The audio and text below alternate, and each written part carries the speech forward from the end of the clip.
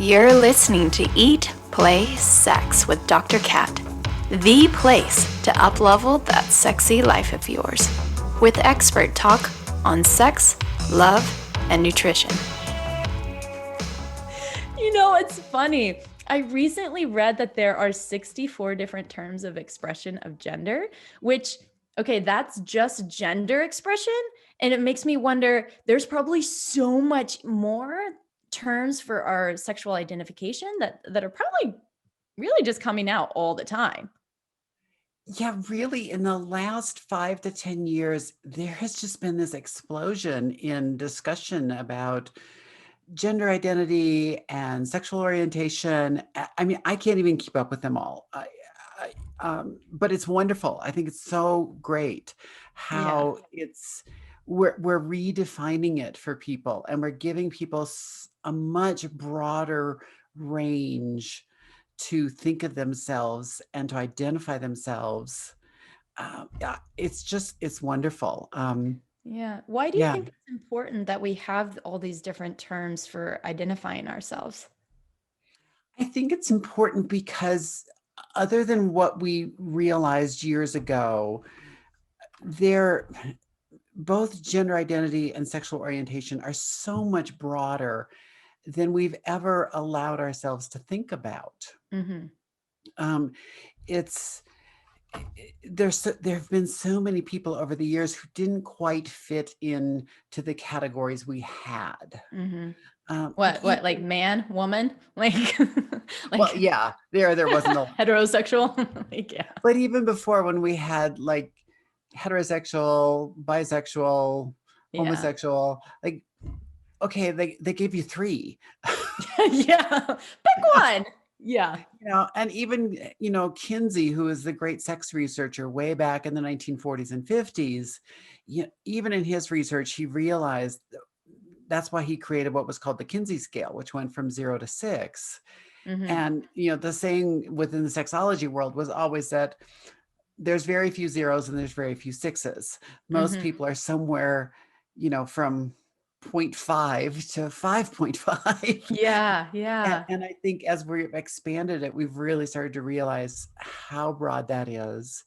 Mm-hmm. And then when you start bringing other things into it, like kink, like the different types of open relationship styles, Mm-hmm. I think then we really even broaden it more on how some people find these things by chance and other people almost it appears like a type of orientation for them. Like it starts at such a young age and they just don't even think of doing it any other way. What's the difference between an orientation and I guess, identity or expression? How would you define those? That's really an excellent question. Sometimes I use these words that I've learned over, a lifetime of professional, involvement, and I don't even question why I use the word. So that's Yeah. a very good question. Yeah. Uh, I tend to think of orientation more as kind of just it's like it's factory loaded, I guess is a good Mm. way of explaining it. It's just kind of the way you are, Mm-hmm. and you just can't ignore it. Where other Yeah. people might have leanings towards things, but they probably especially when you talk about like open relationships, whether it be Mm-hmm. polyamory or any of those different types of relationship dynamics, there are people who start off in more traditional monogamy, partly because it's how our society teaches us we're supposed to be. And they do it fairly successfully for a number of years until somehow they meet somebody and they kind of start to learn that there are more options Mm-hmm. for the people brave enough to do that. Yes. Yes. Yeah, So because questioning how they've been operating. Is this right for me? right. They start to question it. But I have actually met people where, like, I have a friend of mine who's close to my age. So I mean, he would have back in the okay, I'm really dating myself, but like in the late 70s, early 80s, when he was a young person getting into relationships, he immediately had a polyamorous relationship. Mm. Mm. which late 70s, early 80s was kind of unheard of for a teenager. Yeah, no kidding. How did they Yeah. find somebody to match with them like that? And yeah, I don't know, but that was just how he started it. It was he had two girlfriends, and it was very open, and they all knew about it, and they were all okay with it. Wow. And I'm just going, wow, how did you even think to do that back then? That would have Mhm. never dawned on me.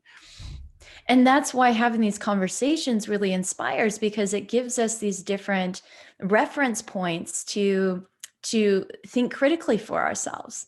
I remember I grew up in Missouri, and I didn't even know that there was a possibility of that. I had heard of these like underground sex parties that would happen in LA, you just through the ethers and be like, ooh, oh my God, that's like scandalous. And then I moved to LA and I like become a part of those communities. And I'm like, oh, well, new reference point. No, and I even had best friends back in the 80s and 90s who had an open relationship, and it still didn't even dawn on me that maybe I should consider that too. I don't know why. I think probably because I was living in Minneapolis at the time, and the Midwest it's a bit more conservative, and I think I just never thought the men I was involved with it, they would ever go for it. Right. Which makes me really wonder, because lately I've been in a lot of conversations with people who've been asking me more and more questions. Actually, lately, please, it's been like years. People come to me with like curiosity about these more non-traditional or non-monogamous relationships. I don't, it's not an orientation for me, using what we were talking about a moment ago, to identify as poly, but I would say that I'm more non-traditional, meaning like depending on who I'm with and the alchemy of me and the other person and where I'm at in my life and what I'm able to give and what I'm able to receive determines the style of relationship that is, whether it's more where on the spectrum it ends up.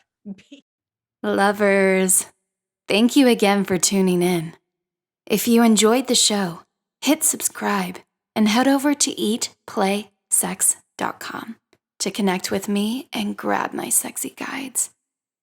Because my goal here is to get you to eat, play, and sex better so you can improve your sex life, which will improve every aspect of your life. Until next time, keep it sexy.